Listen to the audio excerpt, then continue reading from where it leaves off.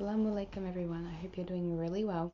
Today I'm going to do my Revert story, and I've wanted to do this for like ages and ages, and I've recorded it like, I don't know, a lot of times, but it just never really went how I wanted it to go. I don't know, my mouth looks like really weird. Okay, whatever. I've got like everything I want to say written down on my phone. Not like everything, but just like the main bullet points, so I'm going to, you know, use it as a guide. So I grew up in a totally atheist family. Nobody is religious in this family, like whatsoever. My dad was raised a Catholic, and then he left.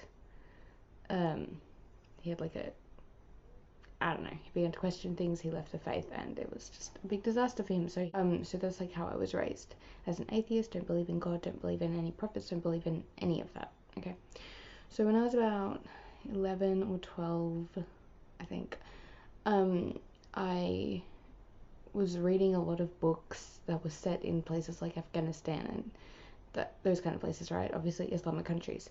A big part of the books had to do with like Islam. So I was like, I don't know, just curious about it because I didn't know much about it. So I decided to like look into it and see what it was all about. And I just remember, like, even at that age, I felt like the more I learned about it, I just had like this strong connection. It was just, I can't even describe it. It was so weird, but I just had like a really strong connection to it, and I was like, I don't know, it just felt like something inside me was like, yeah, this is a good thing. This is what I want. This is what I want to be. Of course, my family, being atheists and also not knowing that much about Islam especially, I knew that they would not support that or not support me. I remember a few things when I was 11, 12. I remember emailing a mosque that was like in my in the like city closest to me, because there was no mosques in my small country town. There was like 7 churches but no mosques. So I emailed this mosque and I was like, oh, my family don't know anything about Islam, and I'm like 12, and like I really love this religion and I want to be Muslim, but I can't. What should I do? And he just gave me like a really generic answer. So it's just interesting to look back on and see, like, even when I was like 12, like, and I knew no Muslims, and I had never even been raised with any kind of religion. I discovered this, and I felt like such a connection to it that I was like praying in secret and like, yeah, eventually my mum kind of like had a suspicion that I was, you know, getting a little deeper into this, because I was like talking about it a lot, not as, oh, I'm a Muslim, but like for my stories, because I love to write. So I was writing a lot about like, I don't know, but anyways, it was involving like Islam in my like stories, and my mom kind of caught on, and she was like, you know what, when you move out my house, you can be whatever religion you want, but under my roof, no. So, you know, I just kind of was like, well, there's really no point. I'm just a child. I have to do what she says. So I just kind of put it aside, and I didn't really think about it. But in the back of my head, it was like always there. And through my like early teenage years and then a bit later, I was really not on a good path. I don't really want to get into it because it's embarrassing, and I'm ashamed of my past, so I just don't really want to get into that. But I was really struggling with my mental health and a lot of things like that. It was just really bad. And I felt like I had no purpose in life. I felt like everything was just hopeless. I didn't want to bother with living. I was just in a really bad place. So when I was 16, I moved to like the city, because I'm from a really small country town. So I moved to the city so I could like go to school there and like hopefully, I don't know, just get back on track. Nothing really changed, and I ended up getting pregnant when I was 16.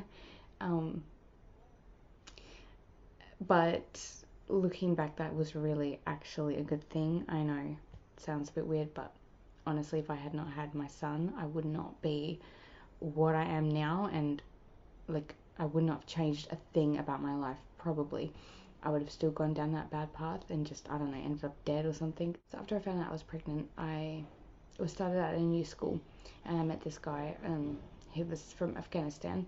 Ever since I found out about Islam, like I said, I had like a pull towards it, and I just kind of, I thought like, oh, this guy, I guess he's Muslim, and I think he can help me learn more about it. But he was raised a Muslim, but he left Islam. Anyway, we started a relationship, and he was an amazing man, a brilliant man, and he took my son on as his own. I still tried to kind of like start my journey to Islam, but I really rushed into it, and I didn't have much support in it, and I really did not take the time and learn more. And I was with somebody who was not Muslim. Yeah, I started wearing hijab without really thinking about it or thinking what it meant or knowing what it meant. I just started to think like, I'm in a relationship which is not allowed. I'm pregnant and I'm 16. My past is horrific. I just thought, what's the point? So I just, again, I pushed it away. Anyway, let's just move on a little. Me and that man had been together for a while, and he was raising my son like my son was his own, and he was amazing. My own stupid reasons, we split up. Again, like ever since I found out about Islam, I just had this like connection to it and a pull to it. And when I was living on my own, I had my little English Quran sitting on the shelf, and I just was like looking at it all the time. You know, every time I saw it, I was like, yeah, Islam. That's what I need to do. That's what I want to be. But I just did not take that step into it. It wasn't until just a few months ago, no, 6 months ago now, my partner, my ex-partner, who we call my son's dad just because it's less confusing, so my son's father, he was killed in a car accident, and that was really hard for me.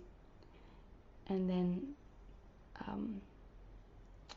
it just really woke me up and made me realize that our lives are so short and we have no control over them, and we don't know what's going to happen tomorrow. And like, here I am going, I want to be a Muslim and I want to embrace Islam and I want to do all the things that I think I should be doing, but I keep putting it off and putting it off. And what happens when I die tomorrow? You know, what happens if I die right now? And I just kept putting it off, and then I never got to do what I want to do, you know. I just started to look into every aspect of Islam, everything I wanted to like know about.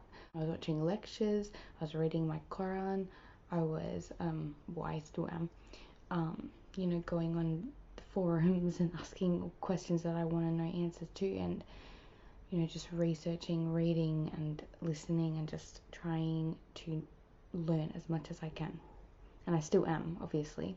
I don't know nearly enough, but then I made my decision to wear hijab again. I know a lot of people maybe would think I rushed into wearing my hijab. Just to me, doing a lot of research on what this means and why we should wear it, it just felt like the next logical step. Whenever I'm going out and I put it on, it just makes me feel like closer to Allah, and it just makes me feel like, I don't know, complete. I don't know.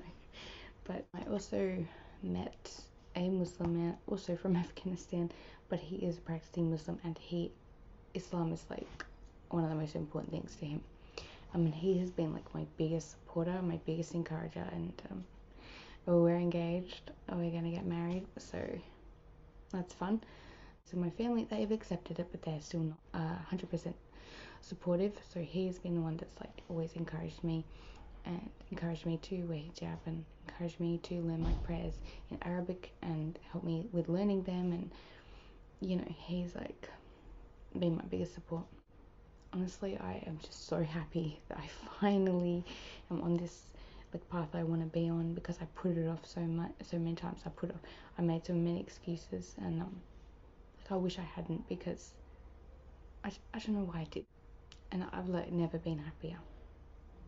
Like within myself, I've never felt more empowered. I've never felt more inspired. I've never felt more like at peace with being a Muslim. It just,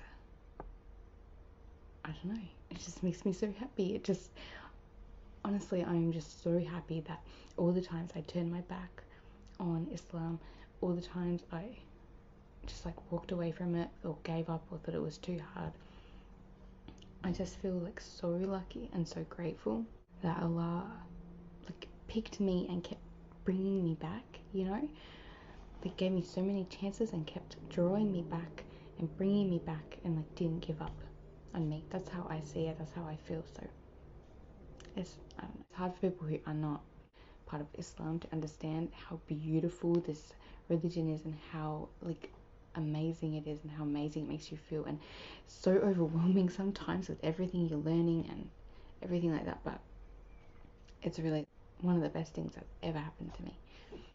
So that was basically my Revert story. I like to do some more videos.